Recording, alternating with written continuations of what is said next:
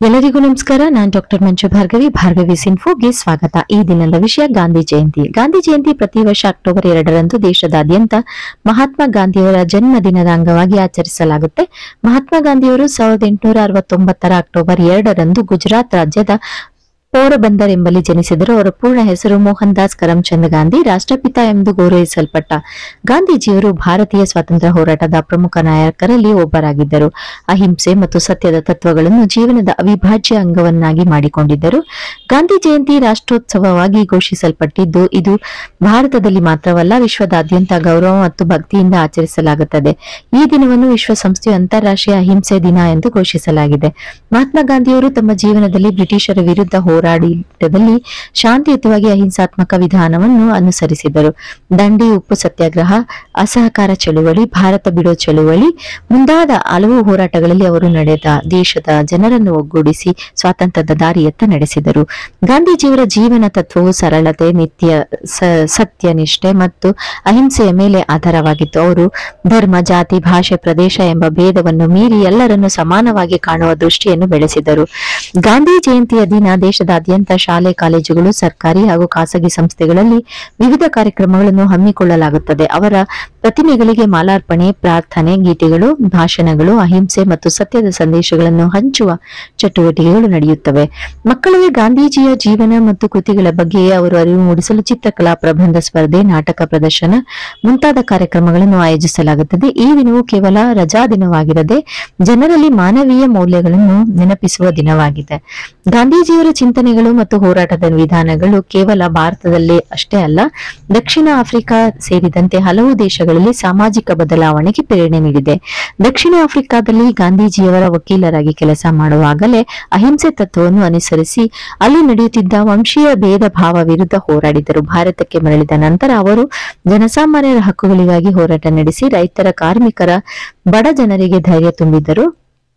ಗಾಂಧಿ ಜಯಂತಿ ಆಚರಣೆಯಲ್ಲಿ ಅವರ ತತ್ವಗಳನ್ನು ನೂತನ ಪೀಳಿಗೆಗೆ ತಲುಪಿಸುವುದು ಪ್ರಮುಖ ಉದ್ದೇಶವಾಗಿದೆ. ಇಂದಿನ ಯುಗದಲ್ಲಿ ಹಿಂಸೆ, ಭ್ರಷ್ಟಾಚಾರ, ಅನ್ಯಾಯ ಹೆಚ್ಚುತ್ತಿರುವ ಸಂದರ್ಭದಲ್ಲಿ ಗಾಂಧೀಜಿಯವರ ಅಹಿಂಸೆ, ಸತ್ಯನಿಷ್ಠೆ, ಸಹಾನುಭೂತಿ, ಸಮಾನತೆ ಮುಂತಾದ ಮೌಲ್ಯಗಳನ್ನು ಪಾಲಿಸುವ ಅಗತ್ಯ ಹೆಚ್ಚಾಗಿದೆ. ಅವರ ಜೀವನವನ್ನು ನಮಗೆ ತೋರಿಸುವ ಪಾಠವೆಂದರೆ ಯಾವುದೇ ಬದಲಾವಣೆಯನ್ನು ತರುವುದಕ್ಕೆ ಹಿಂಸೆಯ ಅಗತ್ಯ ಇಲ್ಲ. ಬದಲಾಗಿ ಶಾಂತಿಯುತ, ತಾಳ್ಮೆಯುತ, ಸತ್ಯನಿಷ್ಠ ಹೋರಾಟವೇ ದೀರ್ಘಕಾಲ ಯಶಸ್ಸು ನೀಡುತ್ತದೆ. ಅಕ್ಟೋಬರ್ 2ರಂದು ರಾಜ್ಘಾಟ್ನಲ್ಲಿ ರಾಷ್ಟ್ರಪತಿಗಳು, ಪ್ರಧಾನಮಂತ್ರಿಗಳು, ಗಣ್ಯ ವ್ಯಕ್ತಿಗಳು ಸೇರಿ ಗಾಂಧೀಜಿಗೆ ಗೌರವ ಸಲ್ಲಿಸುತ್ತಾರೆ. ಅಲ್ಲಿಗೆ ಬರುವ ಜನರು ಮೌನ ಪ್ರಾರ್ಥನೆ ಸಲ್ಲಿಸಿ ಅವರ ನೆನಪುಗಳನ್ನು ಸ್ಥಿರಸ್ಥಾಯಿಯಾಗಿ ಉಳಿಸುತ್ತಾರೆ, ಪ್ರತಿಜ್ಞೆ ಮಾಡುತ್ತಾರೆ. ಶಾಲಾ ಕಾಲೇಜುಗಳಿಂದ ಹಿಡಿದು ಹಿರಿಯರ ತನಕ ಪ್ರತಿಯೊಬ್ಬರು ಗಾಂಧಿ ಜಯಂತಿಯನ್ನು ಮನಸಾರೆ ಆಚರಿಸುತ್ತಾರೆ. ಮಹಾತ್ಮ ಗಾಂಧೀಜಿಯವರ ಹೋರಾಟದ ಫಲವಾಗಿ ಭಾರತವು 1947ರ ಆಗಸ್ಟ್ 15ರಂದು ಬ್ರಿಟಿಷರ ಆಳ್ವಿಕೆಗೆ ಮುಕ್ತಾಯವಾಯಿತು. ಅವರ ಕನಸು ಕೇವಲ ರಾಷ್ಟ್ರೀಯ ಅಥವಾ ರಾಜಕೀಯ ಸ್ವಾತಂತ್ರ್ಯ ಅಲ್ಲ, ಬಡತನ, ಸಮಾನತೆ, ಅನ್ಯಾಯಗಳಿಲ್ಲದ ಸಮಾಜ ನಿರ್ಮಾಣವಾಗಿರಬೇಕೆಂದು.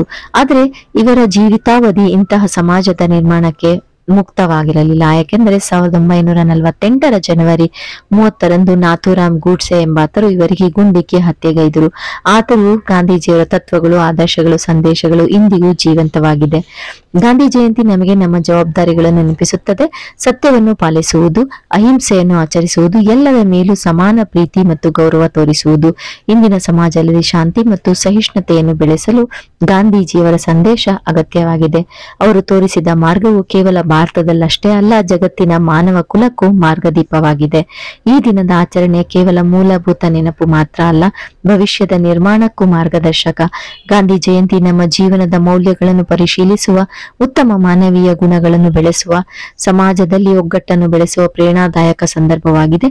ಅಹಿಂಸೆ ಮತ್ತು ಸತ್ಯವೇ ಶಾಶ್ವತ ಶಕ್ತಿಗಳು ಎಂಬ ಸತ್ಯವನ್ನು ಗಾಂಧೀಜಿ ಅಥವಾ ಗಾಂಧಿ ಜಯಂತಿ ಪ್ರತಿ ವರ್ಷ ನಮಗೆ ಸ್ಮರಿಸುತ್ತದೆ. ನನಗೆ ತಿಳಿದಿದ್ದಷ್ಟು ವಿಷಯಗಳನ್ನ ನಿಮ್ಮೊಟ್ಟಿಗೆ ಹಂಚ್ಕೊಂಡಿದ್ದೀನಿ. ಏನಾದ್ರೂ ತಪ್ಪಾಗಿದ್ರೆ ಕ್ಷಮಿಸಿ ಅಂತ ಕೇಳ್ತಾ, ಈ ವಿಡಿಯೋ ನಿಮ್ಗೆ ಇಷ್ಟ ಆಗಿದ್ರೆ ಖಂಡಿತವಾಗಿಯೂ ಲೈಕ್ ಮಾಡಿ, ಕಾಮೆಂಟ್ ಮಾಡಿ, ಸಬ್ಸ್ಕ್ರೈಬ್ ಮಾಡಿ, ಹಾಗೆ ಶೇರ್ ಮಾಡೋದನ್ನ ಮರಿಬೇಡಿ. ಧನ್ಯವಾದಗಳು.